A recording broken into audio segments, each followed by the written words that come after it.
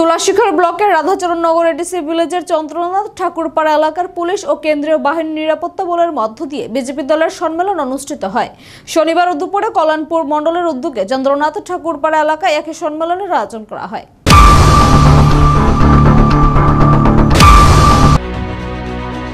কল্যাণপুর মণ্ডলের উদ্যোগে চন্দ্রনাথ ঠাকুরপাড়া এলাকায় বিজেপি দলের এক সম্মেলন অনুষ্ঠিত হয়। সম্মেলনে উপস্থিত ছিলেন বিধায়ক পিনাকি দাস চৌধুরী, ভারতীয় জনতা পার্টি রাজ্য কমিটির সদস্য নমিতা দেববর্মা, বিজেপি খোয়াই জেলার সাধারণ সম্পাদক সমীর কুমার দাস সহ অন্যান্যরা উপস্থিত ছিলেন। এদিকে আরক্ষা প্রশাসনের উদ্যোগে এই সম্মেলনকে কেন্দ্র করে যাতে অপ্রীতিকর ঘটনা না ঘটে কঠোর নিরাপত্তা বলের ব্যবস্থা করা হয়। গোটা এলাকাটি কেন্দ্রীয় নিরাপত্তা বাহিনীর দ্বারা ঘেরাটোপের মধ্য দিয়ে সম্মেলন অনুষ্ঠিত হয়।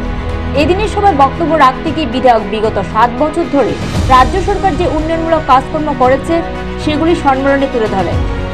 বক্তব্য রাখতে গিয়ে তিনি আরও বলেন, চন্দ্রনাথ ঠাকুরপাড়া এলাকার লোকজনদের চলাফেরার সুবিধার্থে 2 কোটি টাকা ব্যয়ে একটি রাস্তা নির্মাণ করা হবে।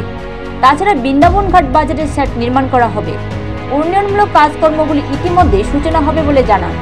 একসময় এই এলাকায় পানীয় জলের সংকট ছিল। এই পানীয় জলের সংকট মোচনের লক্ষ্যে রাজ্য সরকার নির্মাণ করেছে চন্দ্রনাথ ঠাকুরপাড়া এলাকায়, যার মাধ্যমে আজ প্রতি ঘরে পাইপলাইনের মাধ্যমে পানীয় জল সরবরাহ করা হচ্ছে।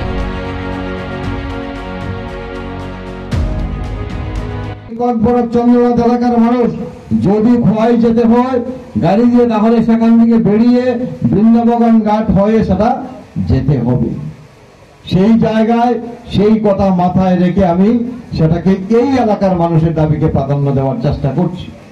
এবং সেটা ভাবার বিষয়, এই 7 বছরের মধ্যে এলাকার আমি বলি প্রায় 85% লোক ঘরের ব্যবস্থা হয়েছে, জলের ব্যবস্থা হয়েছে, টয়লেটের ব্যবস্থা হয়েছে, সামাজিক ভাতা 700 থেকে 2000 টাকা করা হয়েছে।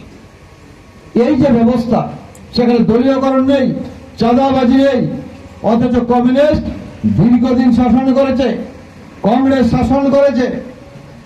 দশরথ বাবু মুখ্যমন্ত্রী ছিলেন, প্রমোদনগর বিধানসভা থেকে অকুর দেববর্মা মন্ত্রী ছিলেন। কেন চন্দ্রনাথের উন্নয়ন হলো না? কেন এডিসি এলাকার উন্নয়ন হলো না? প্রশ্ন করবেন না? এই বিধানসভা থেকে নৃপেন বাবু মুখ্যমন্ত্রী ছিলেন, মনিন্দ্র বাবু কমিউনিস্টের বিধায়ক ছিলেন 2 বার। কবে এসেছে? কোথায় এসেছে? কার খোঁজ নিয়েছে? একবারও বলতে পারবে না, একবারও বলতে পারবে না।